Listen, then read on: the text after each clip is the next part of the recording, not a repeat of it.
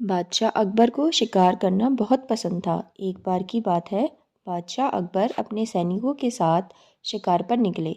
शिकार करते करते वो इतना आगे चले गए कि वो अपने दल से छूट गए। उनके साथ बस कुछ ही सैनिक रह गए थे। अब शाम होने को थी और सूरज ढलने वाला था। साथ ही अकबर और उनके साथ के सैनिकों को भूख भी सताने लगी थी।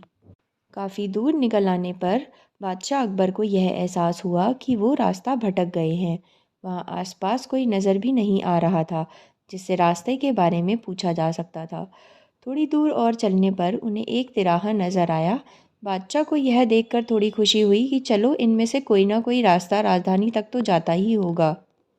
लेकिन सभी इसी उलझन में थे कि किस रास्ते पर चला जाए। तभी सैनिकों की नज़र सड़क किनारे खड़े एक छोटे से लड़के पर पड़ी।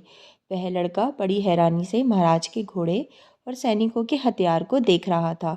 सैनिकों ने उस बालक को पकड़कर महाराज के सामने पेश किया। बादशाह अकबर ने लड़के से पूछा। ए लड़के, इनमें से कौन सा रास्ता आगरा जाता है? यह बात सुनकर वह बच्चा जोर जोर से हंसने लगा। यह देखकर राजा को बहुत गुस्सा आया, लेकिन उन्होंने शांत भाव से उससे उसकी हंसी का कारण पूछा। लड़के ने जवाब दिया। यह रास्ता चल ही नहीं सकता है तो यह आगरा कैसे जाएगा? आगरा पहुंचने के लिए तो आपको खुद चलना पड़ेगा। महाराज उस लड़के की सूझबूझ को देखकर चकित रह गए। उन्होंने प्रसन्न होकर उस बच्चे का नाम पूछा। लड़के ने जवाब में अपना नाम महेश दास बताया।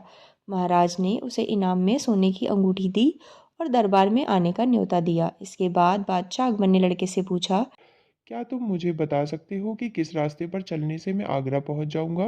लड़के ने बड़ी ही शालीनता से सही रास्ता बताया और महाराज अपने सैनिकों के साथ आगरा की ओर चल पड़े। यही लड़का बड़ा होकर बीरबल के नाम से प्रसिद्ध हुआ और बादशाह अकबर के नवरत्नों में से एक कहलाया।